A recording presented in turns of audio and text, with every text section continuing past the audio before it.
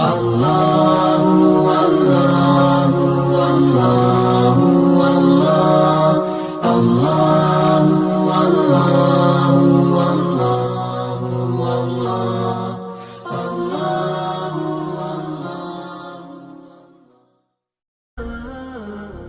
pernah mengadakan pelatihan teman-teman sekalian di masjid yang besar. Masya Allah, mungkin seperti ini malah lebih besar.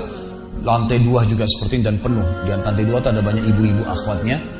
Saya bicara masalah kematian selama 2 jam, materi lengkap. Kemudian setelah itu sebelumnya saya bilang sama panitia tolong supaya lebih hidup suasananya, siapkan kebutuhan jenazah. Meja, kain kafan, sama menyan-menyannya semua. Kemudian di sebelah masjid buatin liang lahat. Baik Ustaz, dibuatlah.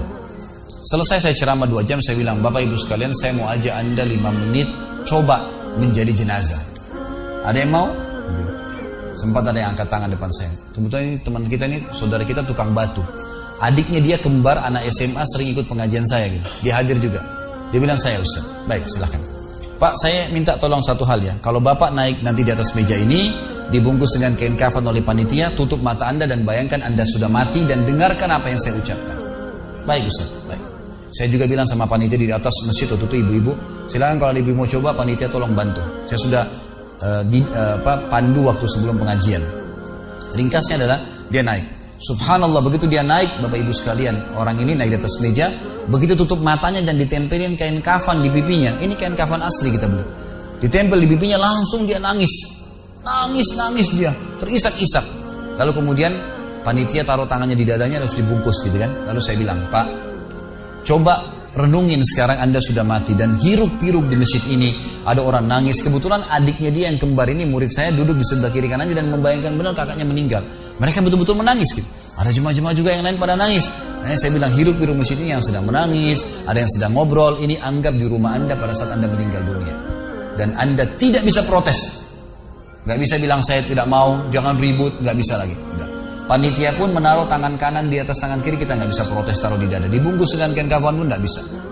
Baik, Pak, bayangkan semua peluang amal saleh yang semestinya Anda bisa kerjakan, sholat malam, sedekah bakti dengan orang tua, baca Quran, sholat berjamaah, yang Anda sia-siakan dan Anda menyesal kenapa tidak kerjakan sekarang. Dan bayangkan semua peluang dosa yang Anda tidak sia-siakan. Kesempatan zina, berzina, kesempatan dusta-dusta, kesempatan riba-riba, semua dikerjakan. Dan Anda tidak sempat taubat dan Allah akan hukum Anda sekarang. Itu Bapak Ibu sekalian, saya tidak karang-karang dia sampai nangis Bapak ini. Terus dia nangis. Lalu saya bilang, tolong panitia datangkan geranda jenazah. Datangkan. Baik Pak, sebentar lagi kami akan angkat badan Anda di geranda ini dan kami akan bawa Anda ke liang lahat sebelah masjid. Diangkatlah dia. Saya bilang, Pak, renungin, resapi tubuh Anda kesentuh dengan geranda ini. Ditutuplah lalu dipikul. Lalu saya pandu pakai mic, saya bilang, Pak, inilah detik-detik terakhir Anda bersama kami.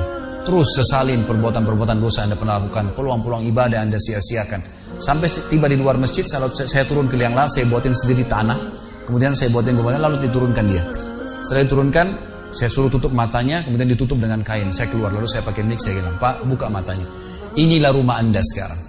Walaupun rumah Anda 1000 kali 1000 meter di dunia, kembali ke 1 kali 2 meter. Ini tempat Anda sekarang. Dan sebentar lagi malaikat akan datang menanyakan kepada Anda pertanyaan yang Anda sudah tahu. Selesai. Berapa mungkin sekitar hitungan detik. Ini semua proses kurang dari 5 menit teman-teman sekalian. Lalu saya bilang, buka. Dibuka kain tersebut. Lalu saya bilang, teman panitia bantu Bapak ini keluar dia. Waktu dia keluar dari kuburan yang lahat itu teman-teman, sempoyongan. Kayak orang yang sudah pusing itu keluar. Kemudian saya bawa ke masjid. Saya pegang tangannya masuk ke masjid, duduk. Lalu saya kasih mic, Pak, tolong ceritakan pengalamannya kepada jemaah jadi jenazah 5 menit. Itu dia pegang mic, gemetaran. Ustaz, saya tobat, saya durhaka sama orang tua, saya nggak sholat, saya begini. Ini dia lupain, ada ribuan jemaah depannya nih. Dia nangis-nangis, sebutin semua kesalahannya.